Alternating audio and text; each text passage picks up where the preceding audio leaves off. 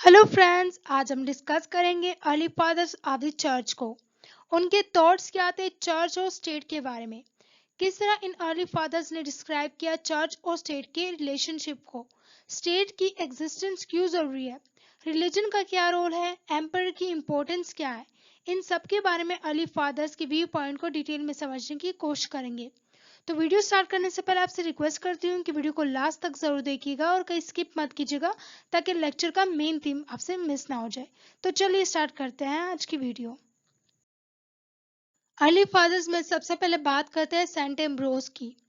Friends, जब Christianity को रोम empire का ऑफिशियल रिलीजन बनाया गया तो उस वक्त चर्च की इंपॉर्टेंस पे बहुत ज़्यादा इजाफा हो गया और ये क्वेश्चन स्टार्ट हो गए कि अब चर्च का क्या रोल होगा, स्टेट की क्या इंपॉर्टेंस होगी, इनका आपस में रिलेशनशिप क्या होगा।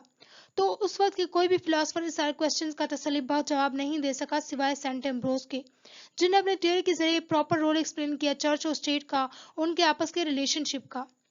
सेंट एम्ब्रोस के मुताबिक स्टेट के रूलर को हमेशा ओबे करना चाहिए, अगरचे वो अनजस्ट और अनफेयर ही क्यों ना हो। अगर वो अनजस्ट और अनफेयर है तो एज अ पनिशमेंट गॉड ने इसको आपके ऊपर मुसल्लत किया है, इसलिए उसको ओबे करना चाहिए। दूसरा ये कि रूलर को चर्च के इन मामलात में कभी भी इंटरफेयर नहीं करना चाहिए, क्योंकि ये रूलर के जुरिस्डिक्शन के बाहर है। तीसरा ये कि एम्ब्रोज ने कहा कि अगर ज़रूरत पड़े तो एम्पर को नसीहत करने में कोई हेजिटेशन फील नहीं करनी चाहिए। फॉर एग्जाम्पल एम्ब्रोज ने मना कर दिया टीडर्स को यूकैरिस्ट, जो कि क्रिश्चियन की एक स्पिरिचुअल सेरेमनी होती है जिसमें ये लोग वाइन पीते हैं और ब्रेड खाते हैं और कहते हैं कि ये जीसस क्राइस्ट की बॉडी और ब्लड है और इसके थ्रू हम आपस में एक दूसरे के और जीसस क्राइस्ट के क्लोज फील करते हैं। तो उसमें टीडर्स को आने से मना कर दिया और कहा कि उनका रोल रहा है तेसलोनिका के कत्ले आम में।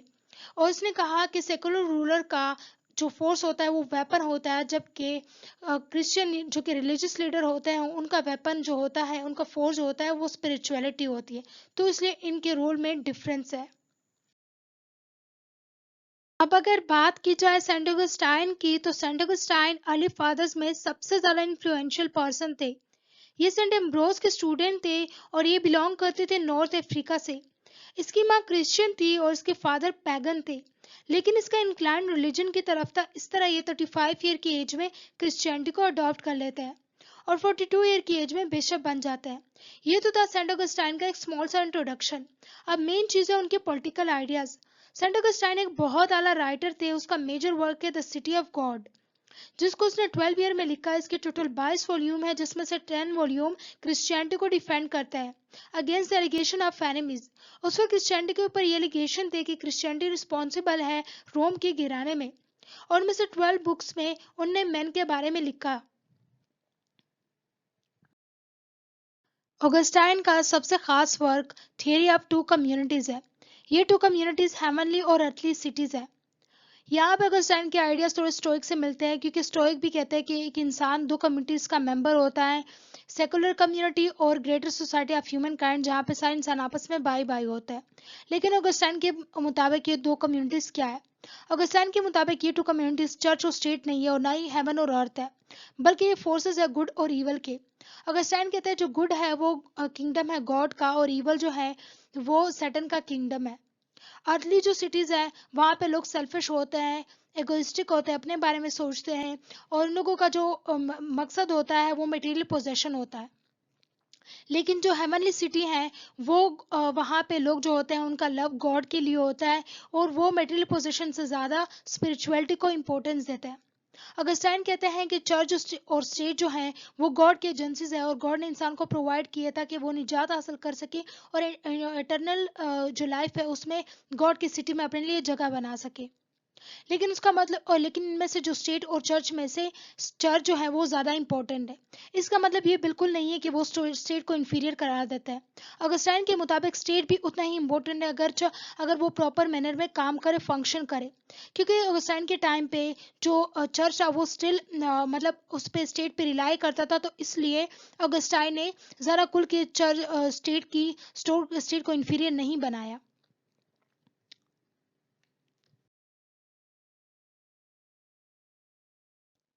What is Commonwealth?